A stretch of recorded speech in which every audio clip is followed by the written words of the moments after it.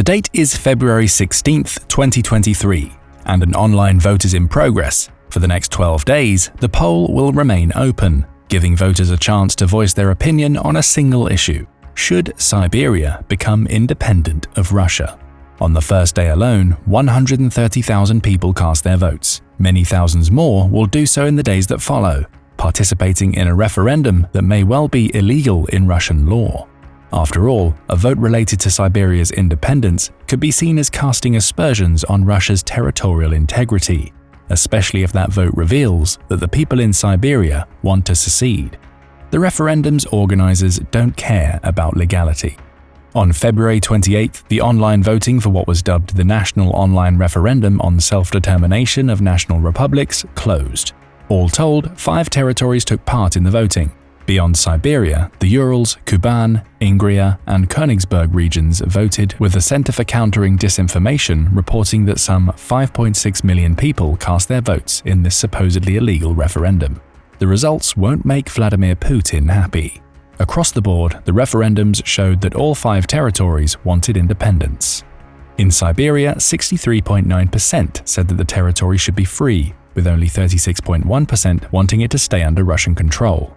That result alone is enough evidence that there is a definite separatist movement developing in Siberia, fueled by campaign slogans such as "Enough to feed Moscow" and "Enough to die for the Kremlin." Siberians want economic, political, and territorial independence from their Russian overlords, which leads us to the question that we aim to answer in this video. Why?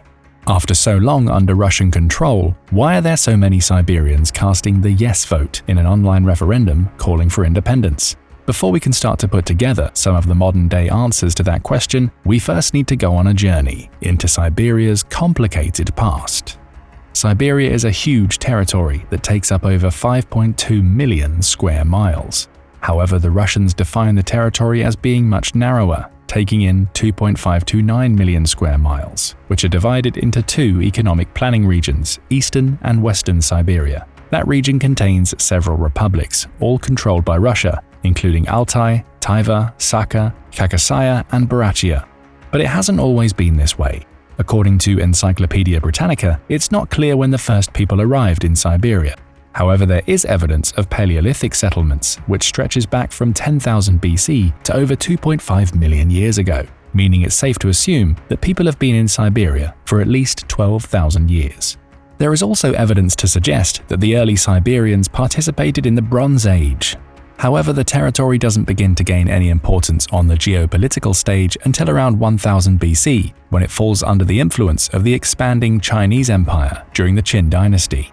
By 300 BC, the region had been wrested from Chinese control and was under Mongol influence, with the southern regions of the territory being part of the Mongols' Khanate of the Golden Horde for around 500 years between the 10th and 15th centuries. It was during the 16th century that Russia first came into the picture. The Library of Congress reports that the first official Russian incursion into the territory came in 1581, when Ermak Timofeyevich, a Cossack hetman or military commander, led a detachment of troops over the Ural Mountains. There he fought and defeated the Khanate of Siberia, a Muslim state founded in the wake of the dissolution of the Golden Horde, as part of a concerted effort to destroy the remaining Khanates of that horde. This fighting was inspired by the legendary Russian Tsar, Ivan the Terrible, who had sacked Kazan in 1551, followed by Astrakhan 6 years later, all with the goal of pushing Russia's borders further east. Ermak's incursion essentially represented the final piece in these expansion efforts, and as Russia would later discover, may have led to the most important battle during Ivan the Terrible's reign. Ermak continued to make his way through Siberia until he finally met Khan Kachum near the Irtysh River in October 1582. Khan Kachum was one of the last surviving heirs of Genghis Khan, and he controlled the territory stretching from the middle of the Urals all the way to the Ob River. 3 days of intense fighting followed this meeting, with Ermak eventually emerging victorious. The gates to Siberia were opened to Russia. Over time, a small network of towns and outposts spread deeper into Siberia. The arrival of merchants, such as the Stroganov family, followed the arrivals of traders and trappers who were quickly discovering that Siberia held one of the most important resources in 16th and 17th century Russian society: fur. The seemingly endless expanses of snow-covered Siberia contain many species of animals that were valued for their pelts, including the sable. The sheer abundance of such a valuable resource only drew more Russians into the territory, all hoping to become rich from the fur trade. Think of it as similar to the gold rush that took place in California between 1848 and 1855. Tempted by the prospect of riches, more and more Russians began to call Siberia their home. It's here where we start to see one of the main reasons why Siberia wants independence from Russia today: the swallowing up of Siberian resources. As the Russians started making their way deeper into western Siberia, they began subjugating the scattered villages they encountered. The Siberians tried to fight back, but they were quickly defeated by Russian troops, which had cannons and muskets that were far superior to anything the scattered Siberians could muster. That scattering was also a problem. It's estimated that there were only 100,000 people living in Siberia at the time, most of whom were divided into small groups of hunter-gatherers. It was impossible for them to put up a united defense against the Russians. With each victory, the Russians either forced or tempted their new subjects, using gifts of alcohol, metal utensils, and blankets into acting as guides and interpreters. Some even finally joined the Russian armed forces, attacking their neighbors to aid in the conquest. Finally, with their military dominance established, Russia started delivering terms to their new subjects. Submit to the Tsar's authority. It's here where furs come back into play. Each adult Siberian male who was subdued by the Russians was forced to deliver a specific number of furs and animal pelts annually as part of a tax named either Isaac or Yasak. While this was the official show of fealty to their new leader, most Siberian men were also forced to build fortifications and provide food to the encroaching Russian troops. As for the women, they were often enslaved to offer domestic services and sex to the Russians. This concept of Yasak deserves more exploration. The idea can actually be tracked back to the Mongols' Golden Horde, with the Russians adopting it following its conquest of Siberia. Here we see a quid pro quo relationship forming. Siberians delivered furs and pelts as part of their annual tax, but they were rewarded with the distribution of gifts from the Russian royalty. Yasak events were often accompanied by a large feast, during which time those paying their tribute of fur would receive products like tobacco, flints, and maces, along with other tools. Sometimes these events would lead to conflict. If the Yasak payers deemed the gifts they'd received to be unworthy, they would rebel against local leaders. In response to this, Russian Tsars and their officials spent several hundred years transforming the concept of Yasak from a gift exchange, though one heavily weighted in Russia's favor, into a straight-up levy. By the 1720s, Yasak had been transformed into a one-sided tax in the Volga Basin, with that tax spreading throughout the rest of Siberia in 1822. It would remain in place, forcing Siberians to pay their captures in furs from sables, martens, red foxes, beavers, and even cattle until the Russian Revolution of 1917. But what does all of this have to do with Siberia's desire for independence in 2024? Two things. First, it's clear that the subjugation of the Siberian people by Russia runs throughout the last 500 years of history. Those descended from the natives of that region that faced that initial conquest argue that independence is a must because Siberia should have never been under Russian control in the first place. Second, the fur taxes that Russia implemented during this time started a pattern of stripping Siberia of its natural resources for Russian gain. This pattern has continued into modern times, as you'll discover later, and it's the inspiration for many of the campaign phrases, especially "enough to feed Moscow," that were popular around the time of the online referendum mentioned at the beginning of the video. But for now, let's continue with our history lesson. Once the Russian Revolution ended the Tsarist era, much of Siberia was still uncharted. The Tsars simply didn't have the resources or the people to populate the vast swathes of empty land it had invaded. It was only upon the rise of the Soviet Union, which was a totalitarian state for which cost wasn't an issue, that Russia could finally complete its conquest of Siberia. And again, that conquest came down to resources. Under Joseph Stalin, Siberia was treated as a resource-rich land to be exploited and a penal colony for the many workers who were sent there. In 1929, Stalin created a labor camp system that existed as much to populate the territory as it did to extract resources from it. That camp was later named the Gulag. And over the next decade, around 2 million Russians, typically those who'd received prison sentences of 3 years or more, found themselves being shipped to Siberia for work on industrializing the land. They lay railroads, developed oil fields, and built infrastructure, all intending to extract yet more out of a land that had already been bled dry by the Tsars. Only now, the Russian appetite for resources had spread beyond fur and into oil, gold, and much more of what Siberia had to offer. The Gulag era ended upon Stalin's death. However, subsequent Russian leaders have built on the base that he created through prison and slave labor to further industrialize Siberia. All of this brings us to the modern day.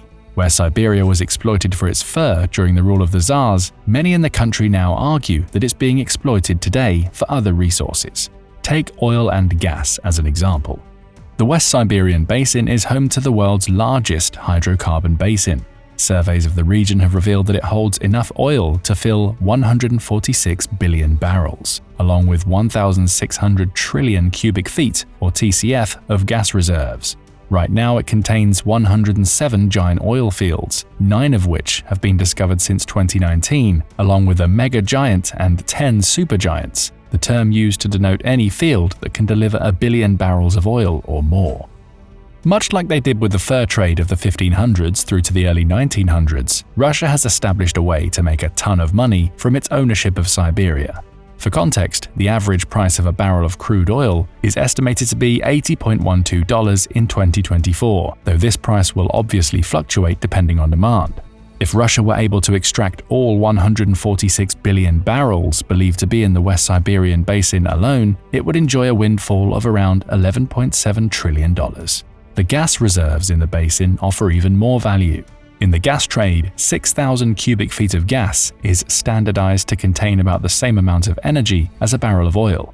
This is called the barrel of oil equivalent, or BOE, with the BOE natural gas price standing at $18.45 at the time of the creation of this video.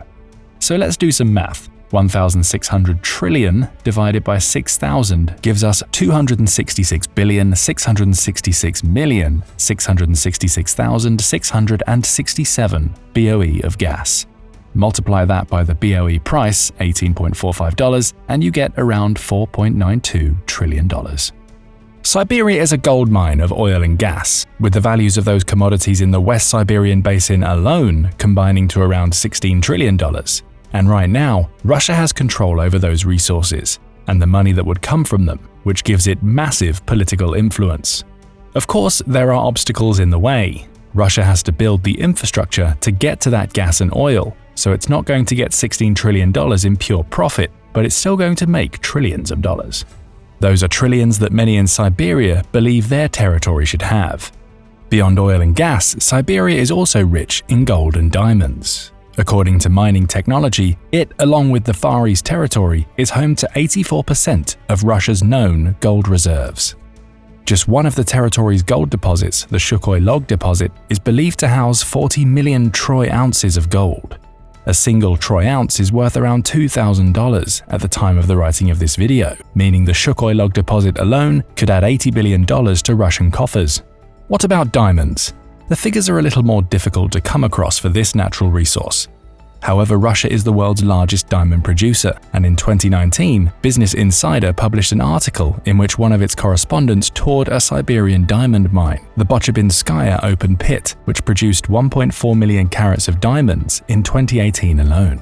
Yet more money going straight into the Russian coffers. And herein we see one of the major issues that Siberia's separatists have. They're living on some of the most resource-rich land on Earth, and they're not able to benefit from it. Russia holds all of the strings. It brings the industrialization needed to mine and extract all of these resources, and it controls what happens and who they're sold to once it has them. Siberia just has to accept the fact that it's getting bled dry, and its people have no choice but to let it happen because the territory is under Russian control. If the territory were its own country, it would be one of the richest per capita on the planet. And the craziest aspect of all of this is that the oil, gas, gold, and diamond reserves we've covered aren't all that are in Siberia. There's a lot more just waiting to be mined or extracted. And we haven't even mentioned the massive coal and iron reserves that are also being taken out of Siberia every day. Is it any wonder that Siberia's people feel hard done by? They're not getting rich off the land in which they live. According to Statista, the average monthly income for somebody living in Russia's Siberian Federal District was just 35,386 rubles per month. That's around $383 per month, adding up to just under $4,600 per year. The people actually living in Russia's most resource-rich territory are far from rich themselves. In fact, they're some of the poorest in Russia. According to Reuters, the average Russian earns 71,419 rubles per year as of October 2023, which is around double that earned by the average person in the Siberian Federal District. And even that wage isn't enough to cover the basics, according to many Russians. Perhaps some in Siberia feel the region still hasn't emerged from the days when it was paying taxes in fur or being treated as a labor camp during the Gulag era. Only now, the true value of the land is known, and many Siberian people want to have the power to choose what to do with the resources in their land rather than giving it all over to Moscow. Now, if resources alone were the reasons why so many Siberians wanted independence, they'd still be able to make a convincing argument. But there's more. Many in Siberia believe that its people are being unfairly targeted for the draft into Russia's war against Ukraine. In September 2022, around 7 months after his initial invasion of Ukraine, Vladimir Putin announced partial mobilization of the Russian army. The order was made into an official decree on September 21st, with the mobilization essentially acting as Putin's way of saying that Russia's vast swathes of reservist troops were going to be drafted onto the front lines. In eastern Siberia, some 3,500 miles away from Moscow, the announcement came as a very unwelcome blow. In the mountainous Republic of Buryatia, which is part of Siberia, military recruiters were soon knocking on doors to force people into the Russian army. Schools were transformed into conscription centers, with Alexandra Garmazepova, the president of the Free Buryatia Foundation, calling the announcement one of the most terrible nights in Buryatia's history. And for good reason. According to Foreign Policy, most of the recruitment efforts centered on ethnic Buryats, who make up about 30% of the nearly 1 million people who call the region home.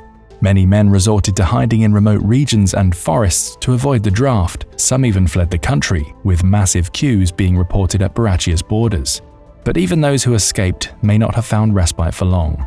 In Yakutia, another republic, this time in northeastern Siberia, reports emerged of men being recruited from the region's many small towns and villages. Local media suggested that up to 4,500 men would find themselves on the front line of the conflict. In Dagestan, Foreign Policy reports, men were seen arguing with those who tried to claim they would be fighting for their children's future. "We don't even have a present," shouted one man. "What kind of future are you talking about?"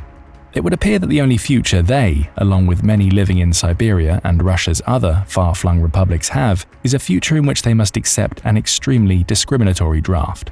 That's the opinion of Inkstick, which reports that Putin's partial mobilization disproportionately targeted Russia's ethnic minorities. Those included the previously mentioned Buryats, as well as the Tatars, a Turkic group that descends from the Mongols' Golden Horde, and the Kalmyks, another Mongolian ethnic group.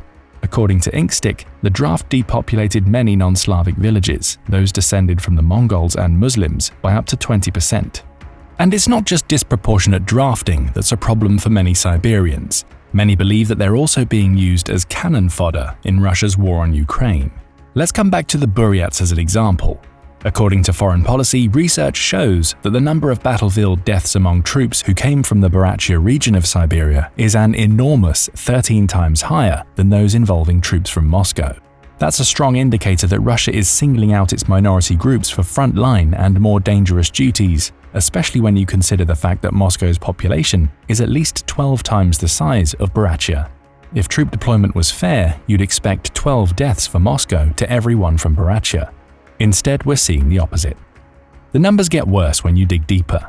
The BBC also investigated battlefield losses during the conflict. It found that of the Russian troops confirmed to have died in the conflict from the beginning of September 2022, Buryatia and another Siberian region, Krasnodar, had over 200 deaths each. As for Moscow, just 15.